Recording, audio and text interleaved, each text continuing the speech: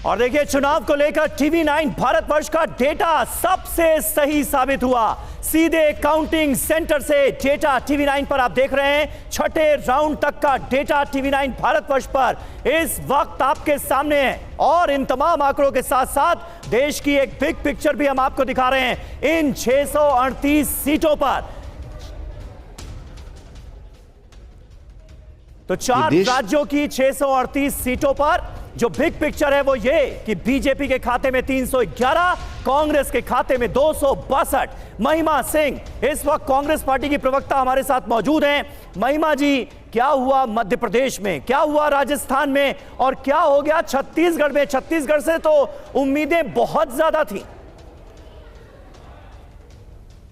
जय हिंद। आज मैं समझती हूँ जो हो रहा है वो लोकतंत्र की जीत हो रही है सभी जगह पर, चाहे कोई भी पार्टी जीते और कोई भी हारे।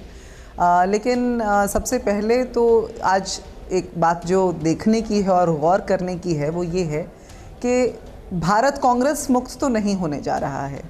जैसा कि भाजपा का सपना था कांग्रेस मुक्त भारत का, कांग्रेस युक्त भारत रहेगा और कांग्रेस कांटे की टक्कर भी देती रहेगी। ये आज सुनिश्चित किया है इस देश की जनता ने।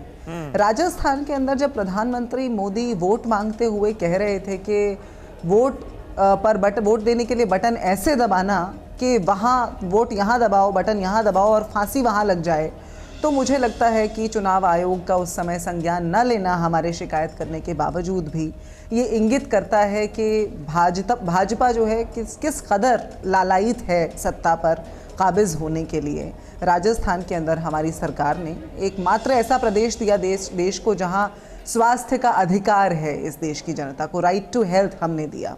राजस्थान के अंदर हमने गिग वर्कर्स के लिए अधिकार दिया, उनकी संरक्षण के लिए। बावजूद उसके यदि जनता ने ऐसा फैसला लिया, अंततः अभी तो रुझान आ रहे हैं और मैं समझती हूँ कि बहुत नज़दीक की टक्कर है। बहुत सी सीटें ऐसी हैं जहाँ पर बड़े महीन रूप से वोट शेयर का अंतर है।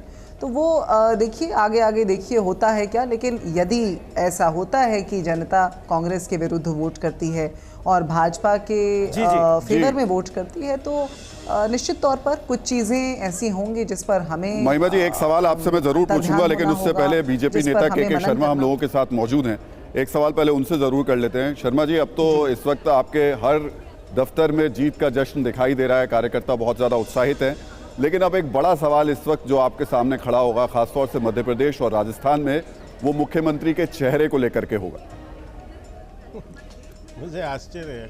देखिए, पहले तो हम जो जीत रहे हैं, निश्चित तौर से मैं अपने कार्यकर्ताओं को भी बधाई दूंगा और अपने नेतृत्व को भी कि उनकी मेहनत और उनके परिश्रम से हम जीत रहे हैं।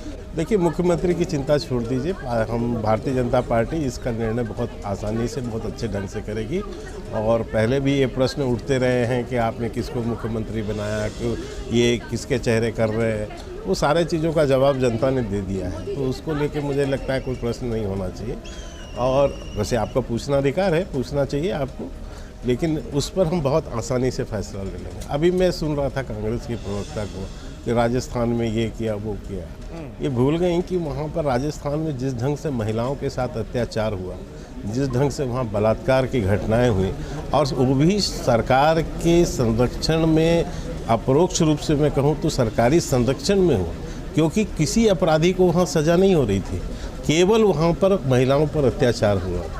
दूसरा, पूरे 5 वर्ष आप कुर्सी की लड़ाई लड़ते रहे। इनके ही डिप्टी सीएम और सीएम दोनों के बीच में क्या था?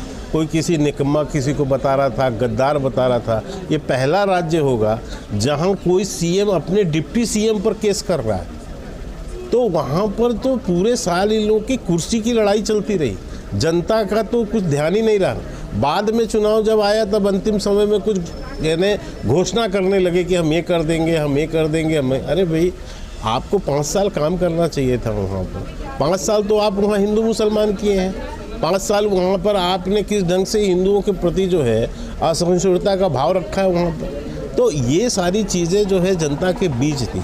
दूसरा, लगातार पेपर लीक होना, भयंकर भ्रष्टाचार में पूरी डूबी हुई पार्टी, और ये सब चीज़ों का आकलन जनता करती है। अभी वो कह रहे थे बहुत बारीकी से हार पे साहब 30 सीटों से 40 सीटों का अंतर है कांग्रेस और भाजपा में। ये कोई सामान्य अंतर नहीं। अब उनको यदि ये बहुत बारीक सा अंतर दिख रहा है तो मैं क्या कर सकता हूँ। रही बात छत्तीसगढ़ की, तो मैं छत्तीसगढ़ में भी बताना चाहता हूँ कि वहाँ पर जो हालात थे छत्तीसगढ़ के अंदर, भूपेश बघेल केवल जो है विज्ञापन की सरकार चला रहे थे, केवल पैसा फेंक रहे थे और विज्ञापन और मीडिया को किस तरह से दबाव में ला।